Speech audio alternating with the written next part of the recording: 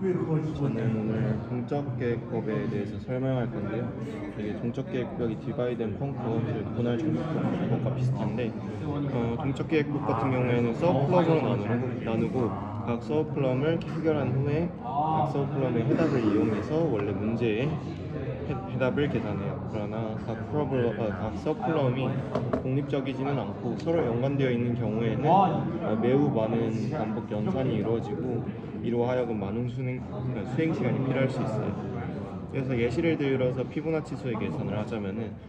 피보나치 수 2를 계산할 때는 1과 0을 계산해야 되고 피보나치 수 3을 계산할 때는 1, 0 이거를 다 계산해야 되기 때문에 시간 복잡도가 자연스럽게 늘어날 수밖에 없어요. 그래서 피보나치 100을 하게 되면은 진짜 무한한 시간이 걸릴 수도 있기 때문에 동적계획법을 사용해야 되는데 그 동적계획법에서 제일 중요한 거는 바텀 어프로치라고 해가지고 밑에서부터 작은 서브프롬을 해결하면서 올라오게 되는 건데 만약에 그 위에서부터 콜을 때리고 계산을 하게 되면은 F5의 경우에는 F4, F3, F2, F0 이렇게 트리로 이루어진 그 계산에서 트리 전부를 계산해야 될 수도 있는데 탑다운으로 계산하면 만약에 바텀업으로 계산하게 되면은 F1을 계산하고 그 F2를 계산하고 거기서 나온 값으로 F3를 계산하고 그 다음에 F4 그 다음에 F5를 계산해가지고 서플러그램이 작은 것부터 하면 돼서 아무래도 탑다운보다는 바텀업이 시간이 조금 더 적게 걸려요. 그래서 동적계획법을 설명하자면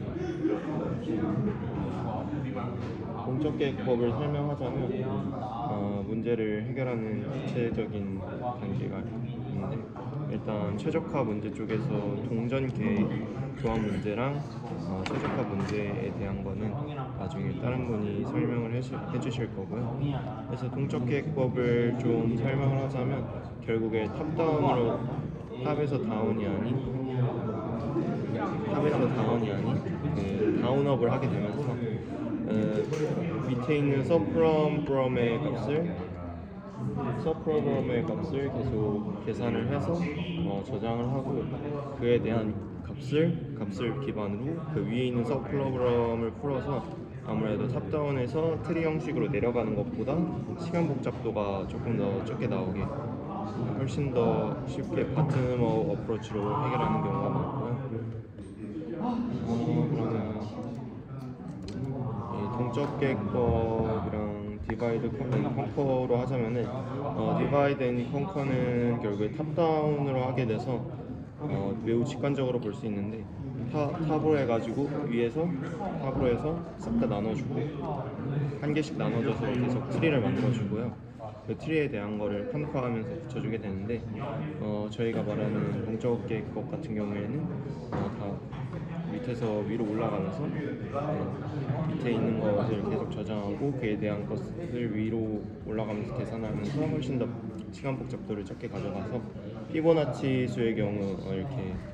탑다운 방식으로 디바이드 앤 컨커를 해서 만약에 풀게 되면은 훨씬 더 오랜 시간에 걸쳐가지고 트리를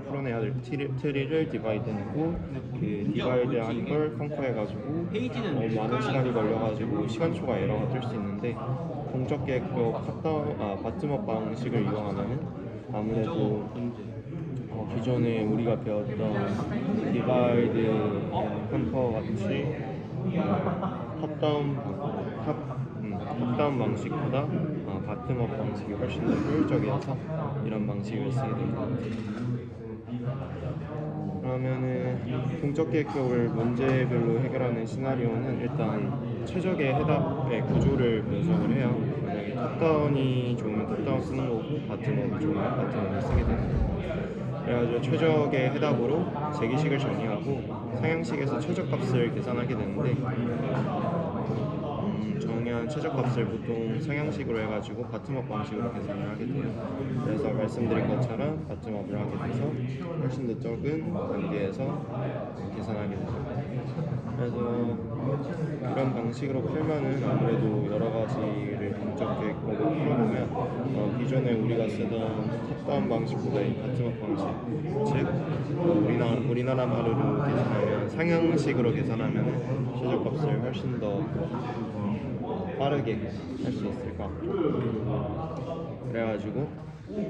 마지막으로 디바이드 앤 컨커랑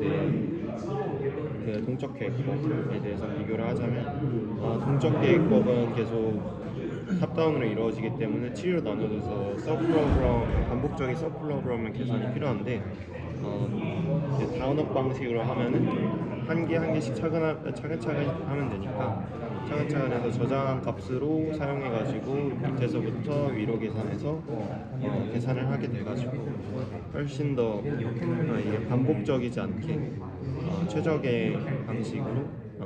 최대한 시간을 적게 들여서 시간 초과를 뜨는 거를 훨씬 줄여줄 수 있어요.